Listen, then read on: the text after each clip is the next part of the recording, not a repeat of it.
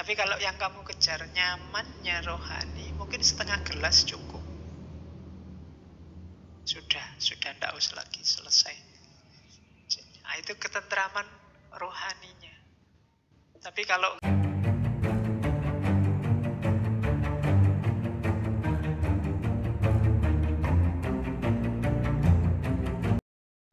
Assalamualaikum warahmatullahi wabarakatuh.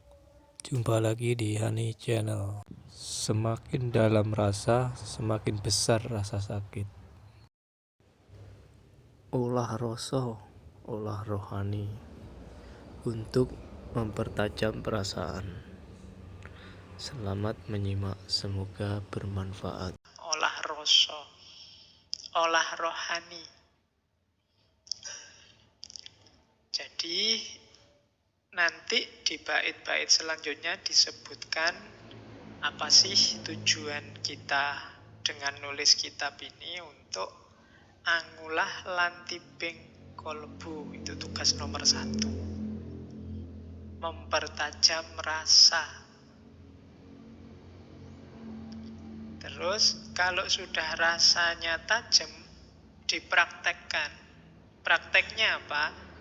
Bengkas kahardaning driya supaya dadya utami. Menyingkirkan hawa nafsu terus jadi manusia yang utama, yang berbudi luhur. Tanmikani rasa, bukan orang yang lemah budinya dan tumpul perasaannya. Jadi perasaan harus dipertajam, olah rasa. Banyak orang pinter tapi tumpul di rasa, lemah budinya. Kemudian karena itu, jadi kalau orang sudah perasaannya tajam, bisa menyingkirkan hawa nafsu, kemudian rasanya tidak tumpul lagi, maka hidupnya jadi indah. Cirinya apa? Wus sengsem reh ngasamun, terpesona kehidupan rohani. Nah, ini coba dicek kita sendiri ya, mana yang lebih menarik bagimu, kejayaan lahiriah atau ketentraman rohani, kebahagiaan rohani. Itu tinggal milih. Kalau kamu kesengsem kehidupan rohani, berarti kamu on the right track. Kesengsem kehidupan rohani itu bukan berarti kehidupan jasmaninya mbok cuekin. Tapi apapun yang kamu miliki diarahkan untuk ketentraman batin, kehidupan rohaniah. Kalau kamu sudah masuk ke batin, masuk ke dalam, di sana kamu akan ketemu hakikatnya hidup. Tapi kalau kamu tidak kesengsem dengan yang rohani, gerakanmu mesti keluar. Dan kalau kamu bergerak keluar, kamu mesti yang kamu kejar materi. Dan materi itu tidak akan memuaskan dahagamu, tidak akan ada batasnya. Seneng hari ini, sebentar lagi bisa tidak seneng lagi. Seenak-enaknya kopimu itu, gelas pertama enak, gelas kedua kan biasa sudah, gelas ketiga sudah tidak enak, gelas keempat kamu muntah. Materi. Tapi kalau yang kamu kejar nyamannya rohani, mungkin setengah gelas cukup. Sudah tidak usah lagi, selesai. Nah, itu ketentraman rohaninya. Tapi kalau kamu kuantitas keluar, harus ngambil lagi nih, ambil 2. Kalau nggak 2, yang lain ngambil, rugi aku. Terus itu kan, dan tidak ada batasnya. Ketika kamu ngambil 2, temanmu yang sebelah juga 2. Loh, dia juga 2. Nanti dia, terus aku harus lebih dari yang lain. Nah, perlombaan dunia itu begitu. Maka cirinya, gerakanmu sudah on the right track, kamu kesengsem kehidupan rohani, kamu jatuh cinta dengan dunia rohani. Itu pentingnya olah rasa.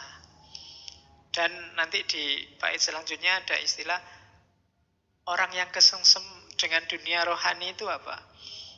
Dia tidak akan marah, dia akan dengan senang hati meskipun dianggap bodoh. Bungah ingaran cubluk, Sugeng tias yang den ino, tetap gembira meskipun dihina. Ini berat.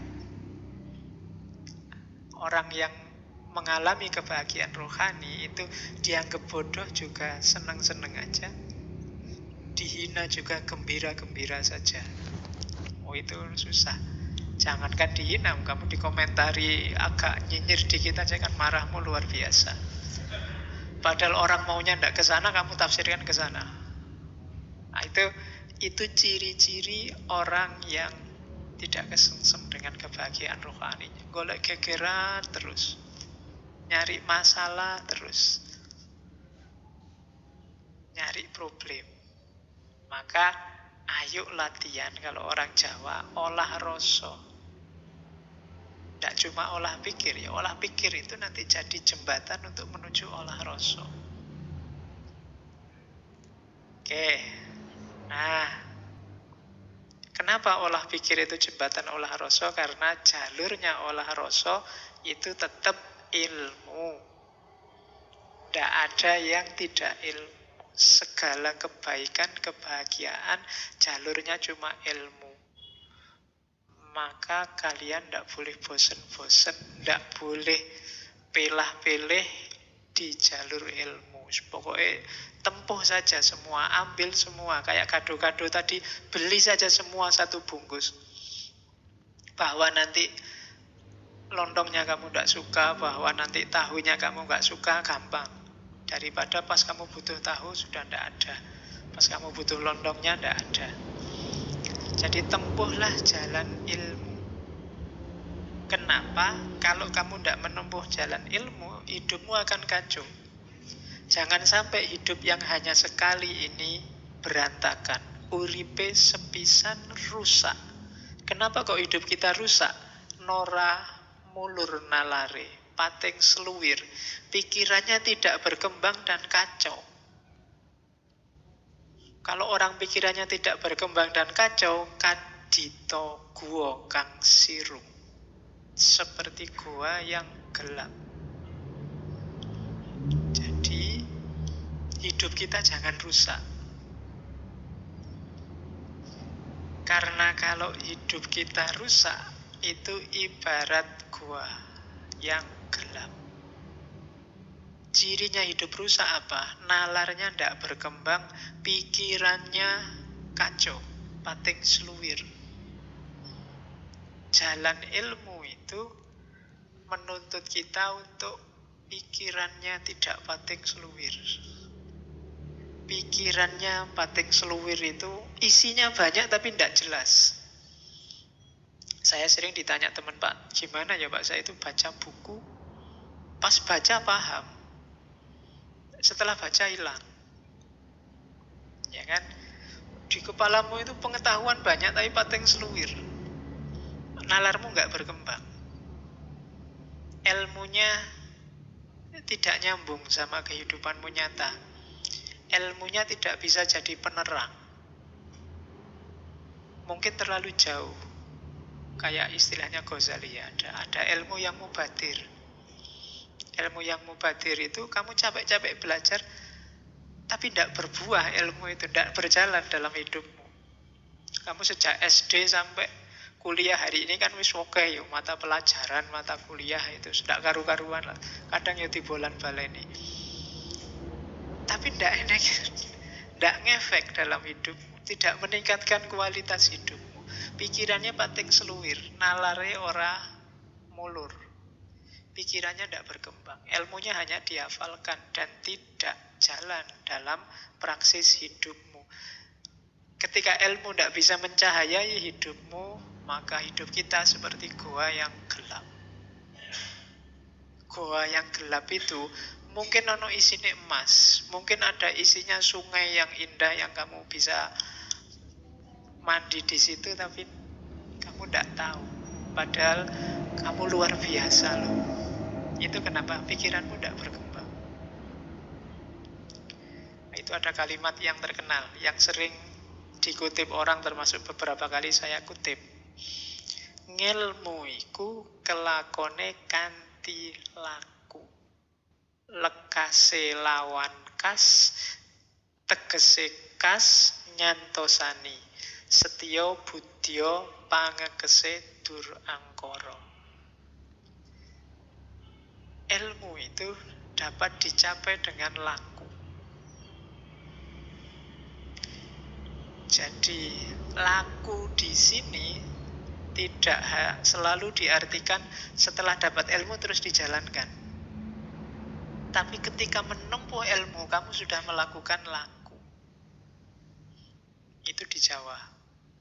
Maka penempuh ilmu juga harus ngerti cara suluknya seorang menempuh ilmu. Kalian menempuh ilmu sambil foya-foya, menempuh ilmu sambil seneng-seneng, menempuh ilmu sambil tidak tirakat sama sekali, tidak ada gunanya. Kenapa tadi ilmumu banyak hilang kayak versi Jawa ini? Karena kamu tidak melakukan laku, tidak ada tirakatnya.